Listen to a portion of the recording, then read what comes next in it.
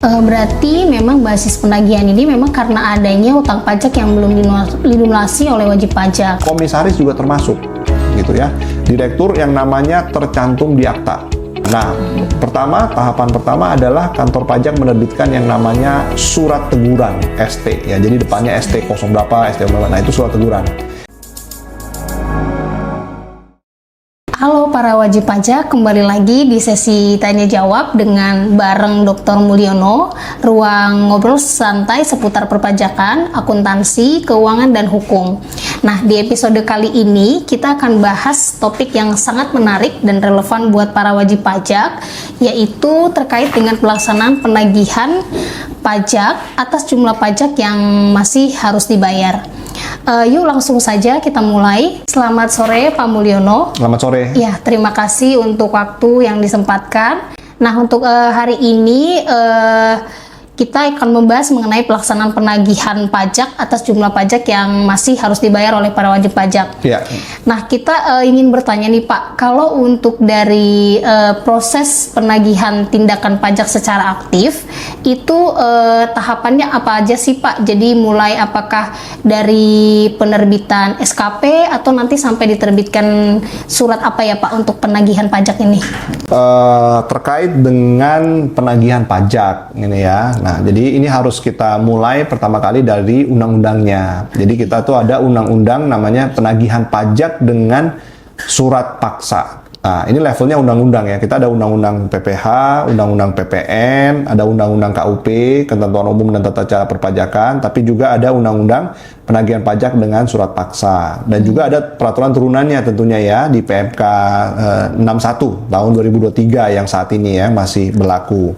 Nah, kalau kita bicara terkait dengan penagihan pajak dengan surat paksa ini, sebenarnya kapan bisa dilakukan penagihan aktif oleh KPP ya. Jadi pada dasarnya penagihan pajak ini bisa dilakukan apabila ada utang pajak yang timbul namun masih belum dilunasi oleh wajib pajak. Nah ya, jadi pertanyaannya kan utang pajak itu apa gitu kan ya. Nah, utang pajak itu adalah artinya jumlah pajak, artinya jumlah pokok pajak nih ya yang masih harus dibayar ditambah dengan sanksi administrasi. Ya, kita tahu ada 3 jenis sanksi administrasi. Bunga, denda, kenaikan menurut Undang-Undang Ketentuan Umum dan Tata Cara Perpajakan. Nah, jadi apabila wajib pajak memiliki utang pajak yang sudah jatuh tempo ya dan belum dilunasi serta tidak dilakukan upaya hukum atas utang pajak tersebut, maka kantor pajak berwenang untuk melakukan penagihan aktif. Nah, jadi nanti di prosedurnya ada nih ya, kita bisa bahas ya, cukup panjang ya. Nah, tetapi asal mulanya itu dulu ya, dari utang pajak yang timbul. Nah, utang pajak ini bisa dilihat dari mana ya.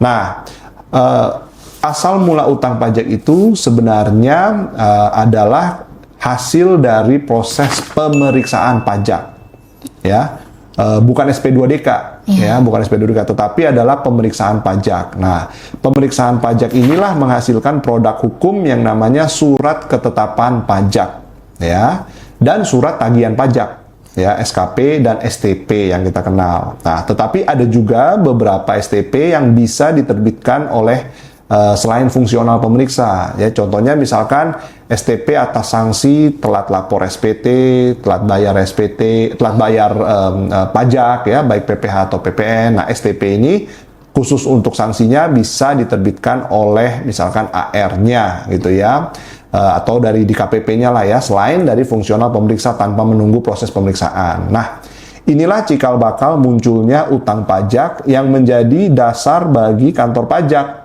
ya untuk melakukan yang namanya penagihan aktif tadi ya, istilahnya ada penagihan pajak dengan surat paksa karena memang diberikan wewenang secara undang-undang untuk menagih gitu ya. Nah, di KPP juga siapa yang menagih? Bukan fungsional pemeriksa lagi, bukan AR lagi ya, tetapi ini ada satu tim yang namanya jurusita ya, dari bagian penagihan ya, ada kasih penagihannya gitu ya, penagihan pajak gitu ya. Nah, ini dilakukan oleh jurusita. Jadi KPP juga punya jurusita gitu. Kalau kita utang dibiasakan, utang bank atau misalkan kita ada pinjaman online nggak dibayar, ada debt collector. Nah, kalau di kantor pajak ada juga ya satu tim ya yang memang ada di situ secara tupoksinya, namanya adalah Direktorat Penagihan gitu ya, dikasih penagihan. Di kantor pusat juga ada Direktorat Pemeriksaan dan Penagihan. Nah, jadi timnya atau orangnya posisinya disebut dengan jurusita.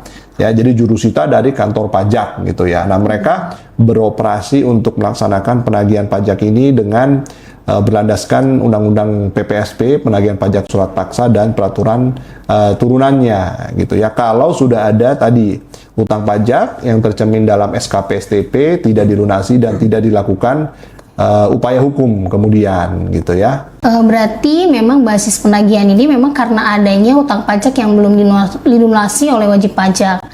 Kira-kira siapa ya Pak yang bisa berwenang atau berkewajiban untuk melakukan pembayaran penanggung pajak itu, pihak-pihak mana saja ya Pak? Boleh dijelaskan Pak? Ya.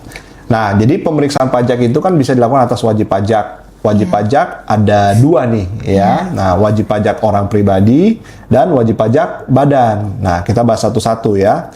Nah, terkait dengan wajib pajak orang pribadi. Nah, konsep penagihan pajak ini ya artinya dia memperluas siapa yang bisa ditagih.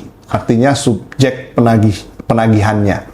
Ya, kalau pertama wajib pajak orang pribadi ya, kita mengenal istilahnya adalah penanggung pajaknya. Ya, penanggung pajaknya. Jadi ada WPOP, WP badan. Yang pasti penanggung pajak yang pertama adalah orang pribadi yang bersangkutan. Kalau badan ya berarti badan yang bersangkutan, PT, CV atau firma yang bersangkutan, kan begitu.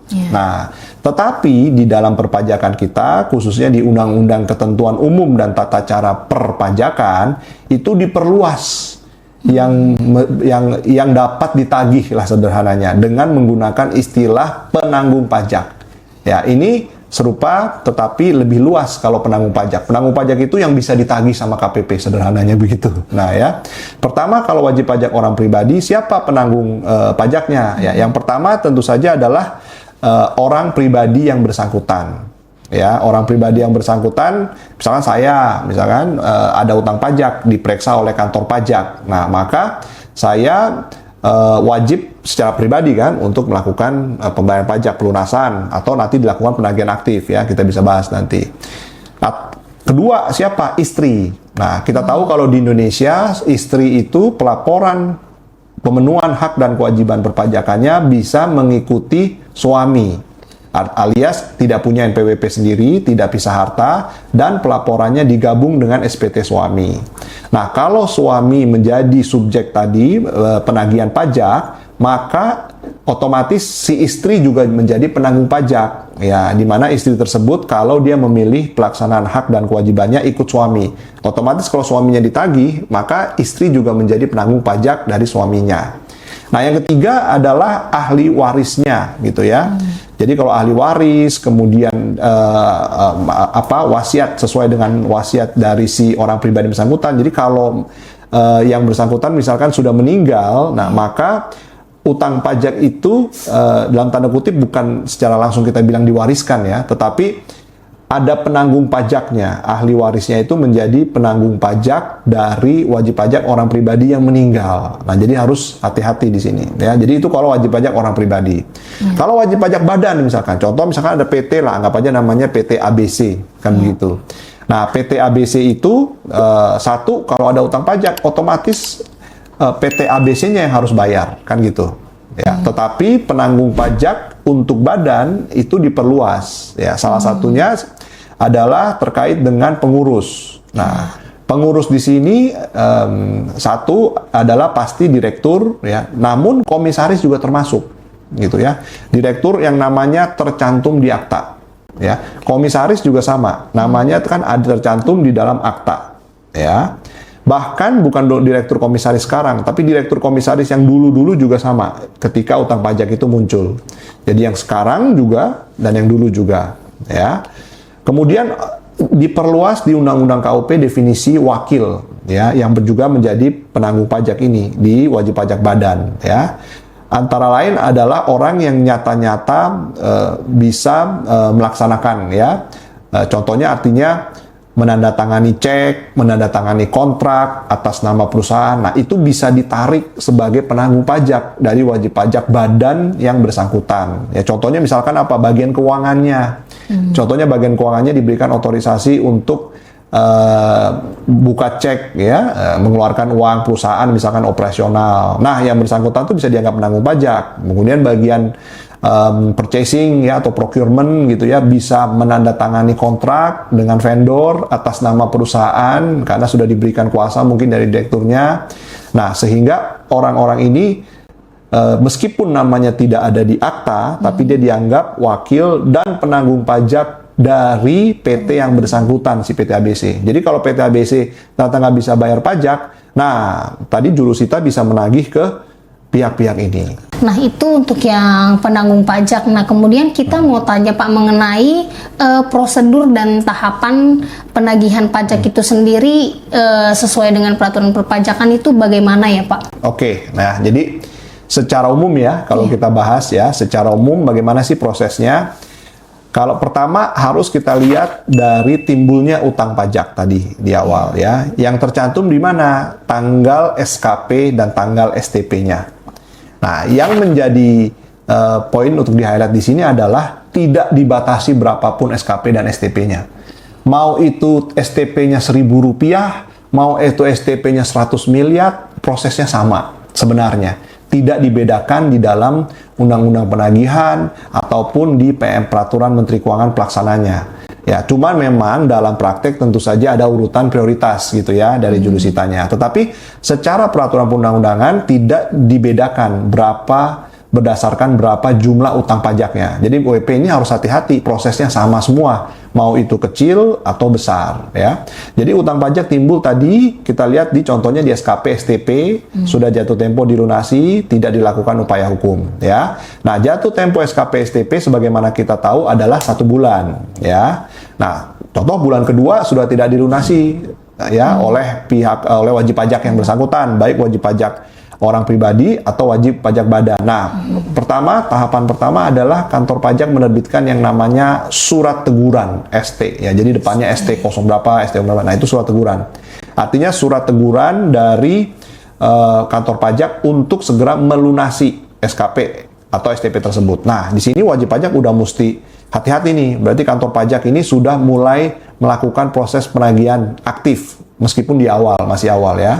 Nah, kemudian minimal ya 21 hari atau kurang lebih 3 minggu kantor pajak jurusita dalam hal ini menerbitkan yang namanya surat paksa. Nah, kalau surat paksa ini udah lampu merah nih. Ya, surat paksa ini karena surat paksa ini ya yang menjadi dasar dari jenis-jenis penagihan aktif ya. Nah, ketika surat paksa itu sudah terbit ya, kalau ada namanya SP, surat paksa judulnya tuh ya dari KPP, harus hati-hati karena minimal 2 kali 24 jam dia diberikan waktu 2 hari, kantor pajak bisa melakukan upaya-upaya penagihan aktif. Apa saja? Ya, satu paling sering ya dilakukan blokir rekening, pemblokiran ya, rekening perbankan. Kemudian penyitaan aset. Nah, ya, penyitaan aset ya, baik itu harta bergerak ataupun tidak bergerak. Kemudian apalagi penyanderaan atau gizeling ya, gizeling. Jadi penyanderaan atau gizeling artinya apa? Dibawa ke rutahan gitu ya. Kemudian ada lagi pencekalan ya, udah kayak terpidana korupsi nih misalkan gitu ya, pencekalan artinya dicekal, tidak bisa berpergian ke luar negeri ya. Nah, itu. Jadi sita, cekal, blokir, sandra, nah itu bisa dilakukan oleh KPP setelah 2 kali 24 jam surat paksa diterbitkan. Nah, nanti tentu saja tadi kalau kita bicara terkait dengan penyitaan, gunanya dia apa disita? Untuk melunasi utang pajaknya. Nah, cuma masalahnya kalau tidak dilunasi juga bagaimana? Kantor pajak ya dengan berkoordinasi dengan kantor lelang negara ya, KPKNL bisa melakukan lelang atas aset-aset yang disita tersebut ya. Nah, di mana hasil dari pelelangan tersebut akan digunakan untuk melunasi utang pajak yang bersangkutan gitu ya. Jadi kurang lebih secara umum prosesnya seperti itu ya. Utang pajak timbul, nggak dilunasi, tidak diupaya lakukan upaya hukum, terbit surat teguran lalu surat paksa lalu melakukan penagihan aktif, sita, cekal, blokir, sandera. Lebih lanjut nih Pak, tadi kan salah satu prosedurnya itu mengenai penyitaan ya Pak ya. Nah misalnya nih Pak, ada satu perusahaan dia punya tunggakan pajak misalnya 1 miliar. Nah dia itu tapi punya piutang di dalam laporan keuangannya. Nah cuman piutang itu tuh belum dibayar oleh pihak ketiga. Nah yang jadi pertanyaannya, apakah kantor pajak itu bisa menjadikan piutang itu sebagai alat penagihan yang dari perusahaan lain atau bagaimana tuh Pak? Oke, sekarang kalau kita lihat terkait dengan pelunasan utang pajak, ya. Unfortunately, sampai saat ini pelunasan utang pajak yang mekanismenya secara administratif hanya bisa dilakukan dengan secara tunai. Ya, jadi tidak bisa lagi dengan melakukan secara pelunasan secara aset gitu ya, asetnya dilunasi. Jadi kalau aset tadi contohnya kan harus dilakukan lelang terlebih dahulu kan gitu. Nah lelang itu buat apa? Ada hasil uang tunai pelunasannya. Uang tunai pelunasan itu dilakukan pembayaran ke kas negara untuk melakukan untuk pelunasan tadi utang pajaknya. Nah sekarang kalau misalkan ada piutang, nah piutang itu bisa menjadi objek sita, bisa. Nah, cuma pertanyaannya sampai saat ini, sepengetahuan saya, belum ada piutang yang dilelang, misalkan gitu, belum ada. Gitu. Nah, pertanyaannya, apakah lawan transaksi bisa ditarik gitu, menjadi penanggung pajak? Saat ini, peraturan perundang-undangan kita juga belum sampai sana. Nah, ini juga menjadi salah satu masukan, ya. Ternyata kan sebenarnya contoh PT ABC, ya dia ada utang pajak 1 miliar, tadi berapa? 1 miliar misalkan lah ya, contohnya. Tapi dia punya piutang 10 miliar sebenarnya, ya, dan belum dibayar-bayar sama customernya, sehingga tidak bisa melunasi yang 1 miliar ini, gitu kan. Nah, jadi yang bisa dilakukan adalah PT ABC harus menagih dulu secara perdata, ya, secara kontraknya jatuh tempo kapan, tagihannya itu kepada pelanggan, lalu hasil dari pelunasan pelanggan itu yang digunakan untuk melakukan pelunasan utang pajaknya. Sampai saat ini masih seperti itu. Ya, memang sebenarnya harapan kedepannya adalah yang punya piutang ini juga bisa ditarik sebenarnya kan, jadi penanggung pajak.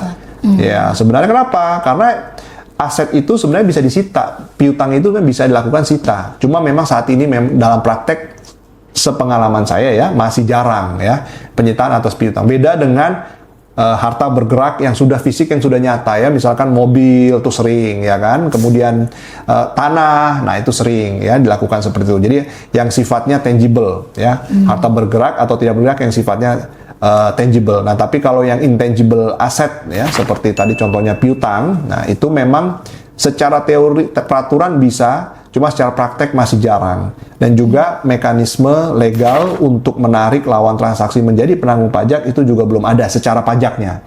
Jadi PT ABC solusinya harus menagih sendiri dulu kepada customernya supaya customernya bayar, barulah uang hasil pelunasannya, uang hasilnya itu digunakan untuk melunasi utang pajaknya. Nah, inilah mungkin ke depan menjadi salah satu masukan ya bagi otoritas pajak ya. Bagaimana kalau ternyata ada piutang ya yang masih ditagih, karena piutang itu kan merupakan aset sebenarnya.